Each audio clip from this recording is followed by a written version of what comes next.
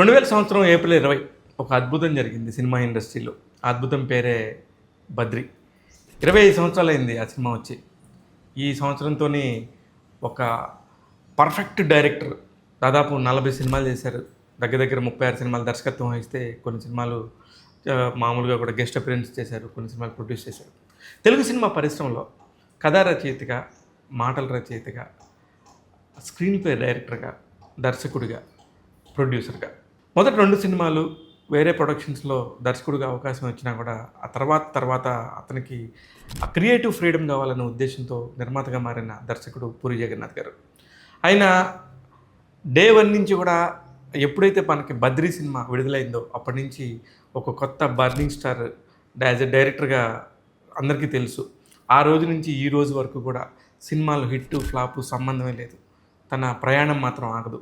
ఎందుకంటే తాను దర్శకత్వం వహించిన ఒక సినిమాలోనే ఒక డైలాగ్ ఉంటుంది, నేను ఇంతేలో. ఆ సినిమాలో సినిమా వాళ్ళు హిట్ అయినా ఫ్లాప్ అయినా ఎక్కడికి పోతారు, సినిమాల్లోనే ఉంటారు అన్నట్టుగా వాళ్ళ జీవితం అంతా ఇక్కడే అన్నట్టుగా ఉంటుంది. వాళ్ళ ఇంట్లో వాళ్ళు, వాళ్ళ కుటుంబం మొత్తం కూడా సినిమాల చుట్టూ తిరుగుతూ ఉంటుంది అని చెప్పి ఆయన డైలాగులు ఉంటాయి. అది అక్షర సత్యం. అసలు ఆయన సినిమాల్లో పర్ఫెక్ట్గా చెప్పిన డైలాగులు ప్రతి ఒక్కళ్ళకి డైరెక్ట్గా సూటిగా తగులుతాయి. అందుకే ఆయన మీద విపరీతమైన ప్రేమతో ఉంటారు యువత అంతా. అది అప్పుడు యూత్ అయి ఉండొచ్చు, ఇప్పుడు యూత్ ఉండవచ్చు. ఇప్పుడు 40లు 50ల్లో ఉన్నోళ్ళకి కూడా ఆయన డైలాగులు అంటే చాలా ఇష్టం. అందుకే ఆయన పాడ్కాస్ట్లు కూడా పిచ్చి పిచ్చిగా వింటారు. అది పూరి జగన్నాథ్ రేంజ్. ఆ రోజు స్టార్ట్ అయిన పూరి జగన్నాథ్ ఈ రోజు వరకు కూడా అదే తపనతో ఉన్నాడు. ప్రస్తుతం విజయ్ సేతుపతితో కలిసి ఒక సినిమా దర్శకత్వం వహిస్తున్నారు, సినిమాని ప్రొడ్యూస్ చేస్తున్నారు. ఇకపోతే ఆయన కెరీర్లో ఎలాంటి బ్లాక్ బస్టర్స్, ఒక మహేష్ బాబు గారికి 'పోకిరి' కానీ, రవితేజ అనే ఒక హీరోని క్రియేట్ చేసిందే పూరి జగన్నాథ్ గారు అన్నట్టుగా ఉంటుంది. ఎందుకంటే 'ఇడియట్', 'అమ్మా నాన్న తమిళమ్మాయి' లేకపోతే ఈ రోజున మనం చూస్తున్న 'మాస్ మహారాజా' ఆ రేంజ్లో ఉంటాడా లేదా అనేది మనకు క్వశ్చన్ మార్క్. అందుకనే 'అమ్మా నాన్న తమిళమ్మాయి', 'ఇట్లు శ్రావణి సుబ్రహ్మణ్యం', 'ఇడియట్' ఇలాంటి సినిమాలు ఎప్పుడు కూడా రవితేజ గారి అకౌంట్లో టాప్ 10 లిస్ట్లో ఉంటాయి. అలానే పూరి జగన్నాథ్ గారి అకౌంట్లో కూడా ఉంటాయి. 2019లో వచ్చిన 'ఇస్మార్ట్ శంకర్'తోని ఆ రోజుల్లో చాలా పెద్ద నెంబర్ అది. ఆ నెంబర్ని బీట్ చేసి హీరో రామ్కి ఒక పెద్ద హిట్ని ఇచ్చిన సినిమా. అలాగే మొన్న మధ్య వచ్చిన 'ఇస్మార్ట్ శంకర్' కూడా డిజాస్టర్ ఫ్లాప్గా మిగిలింది. అదే చెప్తున్నాను, హిట్ ఫ్లాప్తో సంబంధమే లేదు. ఆయనకు ఒక ఐడియా వస్తే ఆ ఐడియాని ఎంత పర్ఫెక్ట్గా ఇంప్లిమెంట్ చేస్తాడంటే అంత పర్ఫెక్ట్గా ఇంప్లిమెంట్ చేస్తాడు. ఎక్కడో పిఠాపురంలో పుట్టి చదువుకొని సినిమాల మీద పిచ్చతోని పుస్తకాలు చదివి ఆయనకి పుస్తకాల మీద ఉన్నంత శ్రద్ధ వేరే దేని మీద ఉండదు. మీరు ఎప్పుడైనా వెళ్ళండి ఆయన దగ్గర, ఏదో ఒకటి చదువుతూ ఉంటారు, ఏదో ఒకటి రాస్తూ ఉంటారు.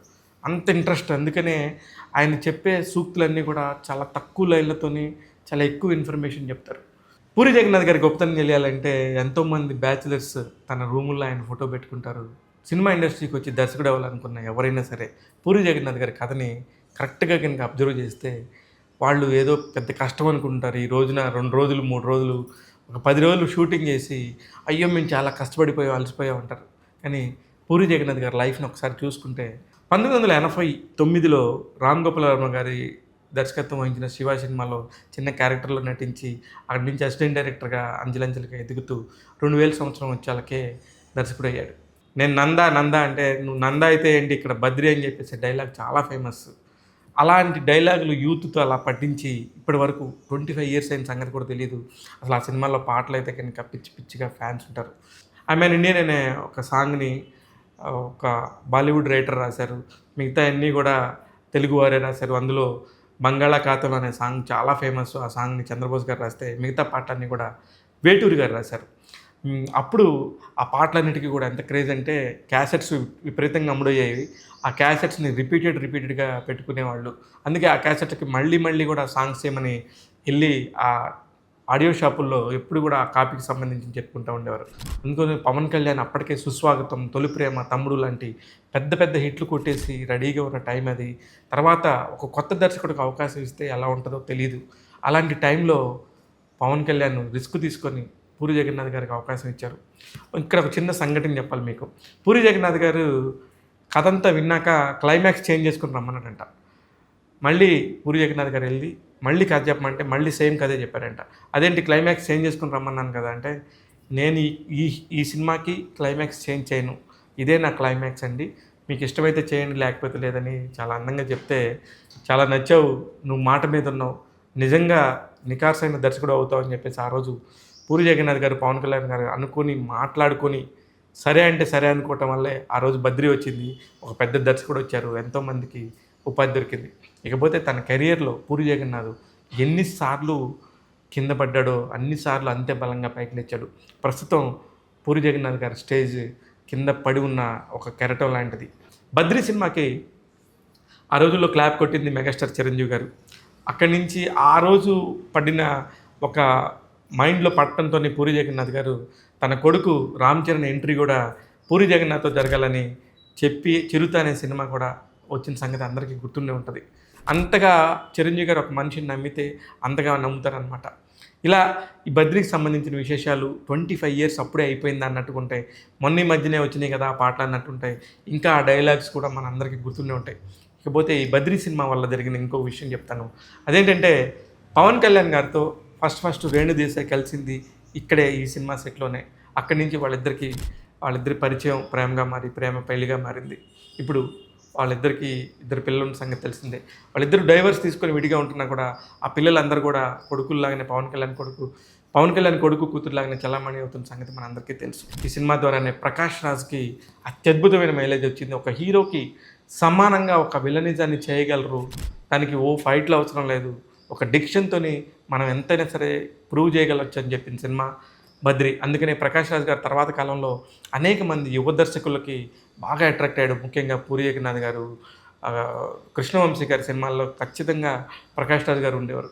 అంత ఇంపాక్ట్ చేసిన సినిమాలు బద్రి. ఆ రోజుల్లో 18 కోట్ల షేర్ తీసుకొచ్చింది డిస్ట్రిబ్యూటర్ల కంటే. ఎంత పెద్ద సినిమా అంటే ఈ రోజుల్లో అది మాట్లాడుకుంటే దాదాపు 180 కోట్ల లాభం వచ్చినట్టు. ఎందుకంటే 2000 సంవత్సరంలో అంత పెద్ద షేర్ రావడం అనేది చాలా పెద్ద విషయం. చాలా తక్కువ అమౌంట్‌తో తీసిన సినిమా అది. అంత పెద్ద రేంజి నేను చెప్తుంది షేర్. మొత్తం టోటల్ గ్రాస్ కాదు. ఇలాంటి లెక్కలేసుకుంటే పవన్ కళ్యాణ్ కెరియర్‌లో గానీ, పూరి జగన్నాథ్ గారి కెరియర్‌లో గానీ గొప్ప సినిమాలు, గొప్ప విషయాలు అనేకం ఉన్నాయి.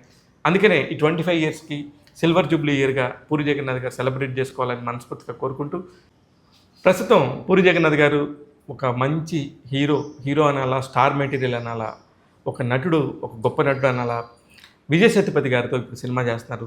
ప్రస్తుతం పూరి జగన్నాథ్ గారు విజయ్ సేతుపతి హీరోగా ఒక సినిమా చేస్తున్నారు పూరి కనెక్ట్స్ ద్వారా.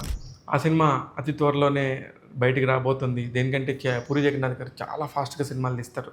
ఒక్కొక్క సంవత్సరంలో 2 సినిమాలు, 3 సినిమాలు తీసిన ఘనత పూరి జగన్నాథ్ గారికి ఉంది.